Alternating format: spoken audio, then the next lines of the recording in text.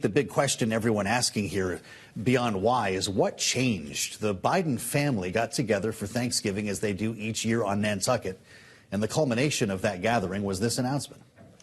And some of the timing, and I don't know that we're all going to figure it out tonight, but he was going to be sentenced this month. Yep. So, a lot of the times we saw the more controversial pardons happen just on the, January 19th on the way out the door.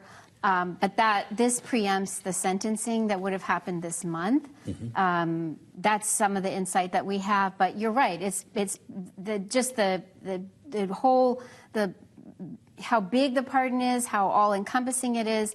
It has attracted sort of a negative response even from some Democrats on Capitol Hill who have said that it's going to make it harder for them once Biden leaves office to criticize incoming President Trump and anything that he might do that has to do with his family or pardons or what have you. Well, a lot of questions about his own legacy after running on the idea that no one is above the law. When you read the pardon, though, a lot of folks have made comments about the breadth and scope of this pardon.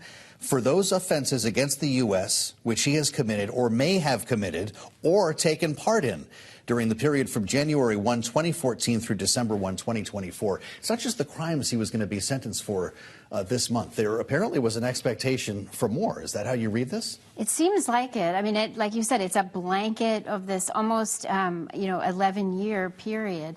Mm-hmm. What does that mean? Does that preempt the incoming Trump administration? And you mentioned a new FBI nominee. Was there some sort of fear going through the Biden family at that Thanksgiving gathering that they needed to preempt something more, something that they thought was not a legitimate Well, you're getting to it here. We spoke earlier with Nick Ackerman, the former Watergate prosecutor, who said this pardon would never have happened if Donald Trump hadn't won the White House and subsequently named some folks like you just referred to, Kash Patel included, that led the Biden family, or President Biden here specifically, to think that this is different now. Something has changed since he made that promise. And we won't know if I think he said even after the election, or the White House had said even after Donald Trump was, declared the president-elect, that he would not, that President Biden was not planning to pardon his son. Yeah.